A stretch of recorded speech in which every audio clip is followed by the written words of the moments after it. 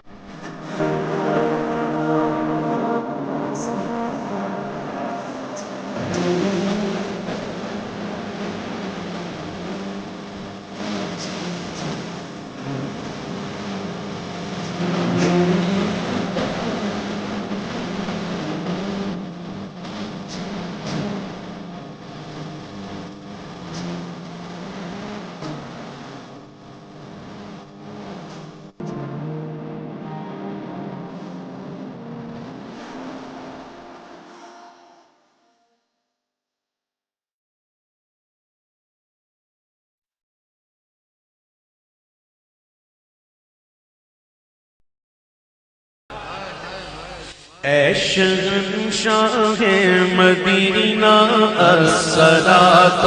والسلام، اے شہنشاہ مدینہ الصلاۃ والسلام، زینت عرش معلا، زینت عرش معلا، الصلاۃ والسلام، اے شہنشاہ مدینہ الصلاۃ والسلام، زینت عرش معلا، زینت عرش معلا، الصلاۃ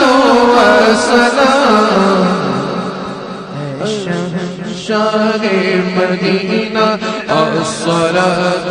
والسلام، بت شکن آیا یہ کہہ کر سر کے بل بت گر پڑے، بت شکن آیا یہ کہہ کر سر کے بل بت گر پڑے، بت شکن آیا یہ کہہ کر سر کے بل بت گر پڑے، جھوم کر کہتا تھا کعبہ، جھوم کر کہتا تھا کعبہ، الصلاۃ والسلام، جھوم کر کہتا تھا کعبہ، الصلاۃ والسلام، زینت عرش معلا، زینت عرش معلا، الصلاۃ والسلام، اے شہنشاہ مدینہ الصلاۃ والسلام، رب هب لی امتی کہتے ہوئے پیدا ہوئے، بولو رب هب لی امتی کہتے ہوئے پیدا ہوئے، رب هب لی امتی کہتے ہوئے پیدا ہوئے، حق نے فرمایا کہ بخشا، حق نے فرمایا کہ بخشا، الصلاۃ والسلام، شہنشاہ مدینہ الصلاۃ والسلام، زینت عرش معلا، زینت عرش معلا، زینت عرش معلا، الصلاۃ والسلام، شہنشاہ مدینہ الصلاۃ والسلام، جب فرشتے قبر میں جلوہ دکھائیں آپ کا، جب فرشتے قبر میں جلوہ دکھائیں آپ کا، جب فرشتے قبر میں جلوہ دکھائیں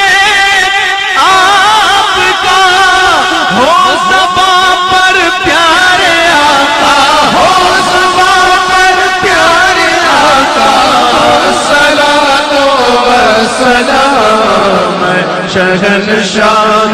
مدینہ الصلاۃ والسلام زینت عرش معلا زینت عرش معلا الصلاۃ والسلام شہنشاہ مدینہ الصلاۃ والسلام بادب سر کو جھکائے عشق رسول پاک میں سر جھکائے بادب عشق رسول پاک میں کہہ رہا تھا ہر ستارہ کہہ رہا تھا ہر ستارہ الصلاۃ والسلام بارہ برجوں سے جھکا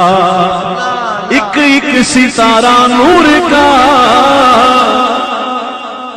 بارہ برجوں سے جھکا ایک ایک ستارہ نور کا بادب سر کو جھکائے عشق رسول پاک میں سر جھکائے بادب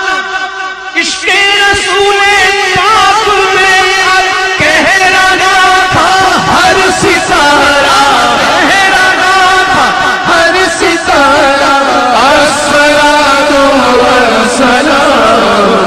شہد شاہ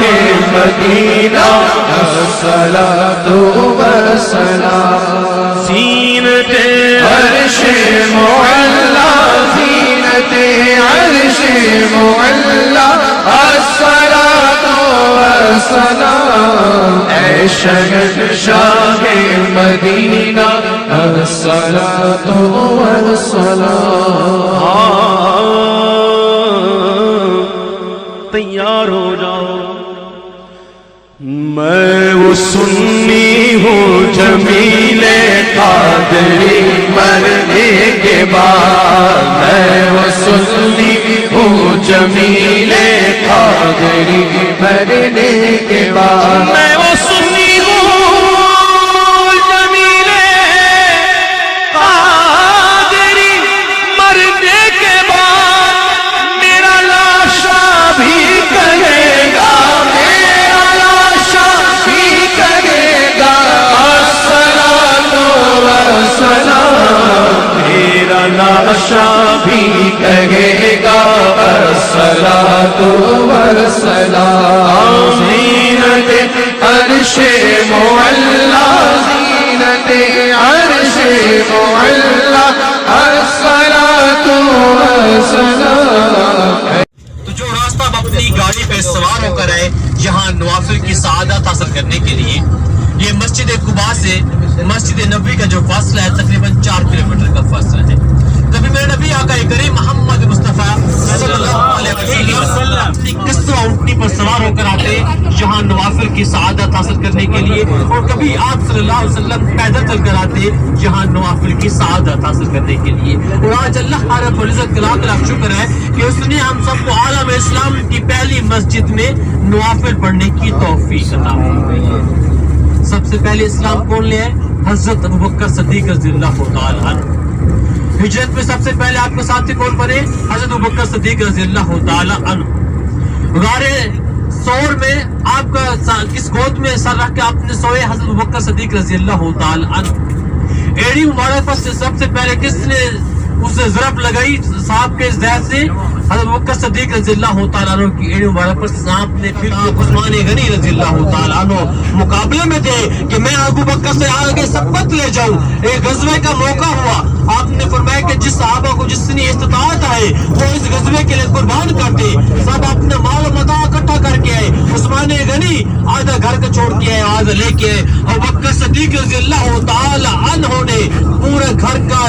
سامان اکٹھا کیا چھوٹی سی گٹڑی بنی اپنا کپڑے اتارے ٹاٹ کا لباس پہن لیا دیواروں کے اوپر ہاتھ لگایا کہ کہیں کوئی سوئی تو باقی نہیں رہ گئی اور جب آپ پہنچے تو آپ ابوبکر صدیق گھر میں سامان لے کر پہنچتے ہیں چھوٹی سی گٹڑیاں رکھ دی عمر بن خطاب بھی خوش ہو رہی ہیں کہ آج میں سبقت لے گیا اور ابوبکر صدیق سے سبقت لے گیا اور اسی طرح جب آپ فرماتے ہیں کہ اے عمر گھر میں کیا چھوڑ آئے ہو فرمائے کہ آدھا سامان لے آئے ہوں آدھا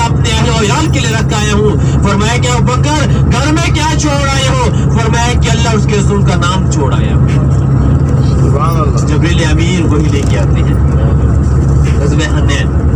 غزوہ حنین کے موقع پر یہ واقعہ ہوا جو حضرت ابوبکر صدیق رضی اللہ تعالیٰ عنہ سے اللہ تبارک و تعالیٰ ہم کلام ہو رہی ہے. جبریل امین وہی لے کے آتے ہیں کہ آپ فرماتے ہیں کہ اے جبریل کیسے آنا ہوا؟ فرمایا کہ اللہ سلام پیش کیا. فرمایا کہ اللہ نے پیغام بھیجا. ہم کہتے ہیں کہ یا اللہ آپ ہماری عبادت ہے. اس کے بعد چھوٹی سی ایک مسجد ہے مسجد الفتح جہاں میرے نبی آقا کریم محمد مصطفیٰ صلی اللہ علیہ وسلم کا خیمہ مبارک تھا. مسجد الفتح یہ آپ کے الٹے آتے پہاڑی کے پر چھوٹی سی مسجد الفتح جہاں میرے نبی آقا کریم محمد مصطفیٰ صلی اللہ علیہ وسلم کا خیمہ مبارک تھا. اور اسے کے نیچے کالے پتھر والی مسجد سلمان فارسی رضی اللہ تعالی عنہ. یہ سلمان فارسی کالے پتھروں والی مسجد ہے, مسجد فارسی ہے. اور اسی طرح آپ کے اسی الٹے ہاتھ پہ بڑی جو مسجد دیکھ رہے ہیں سفید رنگ کی, جہاں 3 صحابہ کرام کے خیمے تھے جو خیمے کو شہید کر کر یہ مسجد بنا دی. اور یہاں مقیمی حضرات 5 نماز با جماعت ادا. اللہ اکبر, اللہ بڑا ہے تو ہم دنیا میں مشغول ہو جاتے ہیں. ہم اس اللہ اکبر کی صدا کو سنی کر دیتے ہیں. حی علی الصلاۃ اور صلاح کی طرف, حی علی الفلاح اور فلاح کی طرف, لیکن ہم فلاح حاصل نہیں کرتے. ہم دنیا کے کاروبار میں ہم کہتے ہیں کہ رزق کی تنگی ہو گئی ہے, لیکن اپنے اندر تو جھانک کر دیکھیں تو ہماری کمی کیا ہے کہ جب اللہ کا بلاوا آتا ہے تو ہم اللہ کی نماز نہیں پڑھتے, کیونکہ ہم 5 نماز کو چھوڑ چکی ہے. ہم اس رب کی مدد کو چھوڑ چکی ہے, بھول چکے ہیں کہ ہم دنیا کے اندر رہ رہے ہیں, لیکن اس دنیا جو ہے یہ اسی غزوے میں میرے نبی آقا کریم محمد مصطفیٰ کے پہلے چچا حضرت امیر حمزہ رضی اللہ تعالی عنہ نے شہادت کا رتبہ پایا. ہندا نامی خاتون جس نے اپنے غلام حبشی سے کہا کہ جس نے حمزہ کو شہید کیا تو اس کو میں اس کے وزن کے مطابق سونے چاندی میں تول کر آزاد کر دوں. تو حبشی نے پیچھے سے وار کیا تو اس ناموس نے ایسے ظلم ایسے زہر ڈھائے کہ آپ کے ہونٹ مبارک کاٹ دیے, آپ کی کان مبارک کاٹ دیے, آپ کی ناک مبارک کاٹ دی. پھر بھی حمزہ کا کلیجہ ٹھنڈا نہ ہوا. کہا کہ اے حبشی میں غلام حمزہ کا سینہ چاپ کر اس سے کلیجہ نکال دے. جب وہ کلیجہ نکال کر اس نے ہندا کو دیا, ہندا رومات کی پہاڑی پہ چڑھ کر چبانے لگی تو وہ نہ چبایا گیا, وہ حلق سے بھی نیچے نہ اتر سکا. بعد میں ہندا مسلمان ہو گئی. جب یہ آپ صلی اللہ علیہ وسلم کی بارگاہ میں جا کر بیٹھتی تو آپ صلی اللہ علیہ وسلم سے اپنا چہرہ انور پھیر لیتے اور فرماتے کہ اے ہندا تو میرے سامنے نہ آئی کر, مجھے اپنے چچا امیر حمزہ رضی اللہ تعالی عنہ کی یاد آتی ہے. میرے نبی آقا کریم محمد مصطفیٰ صلی اللہ علیہ وسلم اطلاع ملی کہ آپ کے پیارے چچا حضرت امیر حمزہ رضی اللہ تعالیٰ عنہ شہید ہو گئے تو اب انا للہ و انا الیہ راجعون پڑھنے لگے. میرے نبی آقا کریم محمد مصطفیٰ صلی اللہ علیہ وسلم کی آنکھ مبارک سے آنسو مبارک جاری ہو گیا. آپ صلی اللہ علیہ وسلم نے اپنے چہرہ انور آسمان کی طرف اٹھایا اور دل میں دعا کی کہ یا باری تعالیٰ میں نے دین اسلام کے لیے اپنا سب کچھ قربان کر دیا ہے, اب تو تم مجھ سے راضی ہو جائے. میرے نبی آقا کریم محمد مصطفیٰ صلی اللہ علیہ وسلم ان شہداء کو اٹھا کر جنت و بقیع کی طرف چلنے لگے اور پہاڑ دھاڑے مار کر رونے لگا, سانس چلنے لگا. آپ نے عہد کو زبان دی کہ اے عہد تجھے معلوم نہیں کہ میرا مدینہ تو تھوڑا سا ہے, تیری مسافت بہت بڑی ہے, تو میرے مدینہ میں کیسے سمائے گا؟ تو عہد وہیں رک گیا. عہد سے واضح کہ اللہ کے رسول یہ میرے شہداء ہیں, ان کو میرے دامن میں دفنا دو تاکہ تم میں تا قیامت تک کی زیارت کرتا ہوں گا. اور اسی طرح جب اپنے چچا امیر حمزہ رضی اللہ تعالیٰ عنہ کی زیارت کے لیے آئیں گے تو میں آپ کی بھی زیارت کروں گا. اسی طرح حجاج سامنے جائیں گے, فاتحہ پڑھیں گے, ایک بار سورہ فاتحہ 3 بار سورہ اخلاص پڑھیں گے. پہاڑی کے اوپر آپ نے نہیں چڑھنا کیونکہ نیچے 70 صحابہ کرام آرام فرمائے اور بیعت بھی ہوتی ہے, تو ہم تو صحابہ کرام کی خاک کے برابر بھی نہیں ہیں. اور جو بھی دعا مانگیں گے انشاءاللہ اللہ تبارک و تعالیٰ آپ کو کھانے نہیں لٹائیں گے. 10 منٹ کا ٹائم ہے کیونکہ 40 منٹ ہو گئے 11 بج کے اور ہمارے نماز کا وقت بھی ظہر کا قریب آ رہا ہے. آقا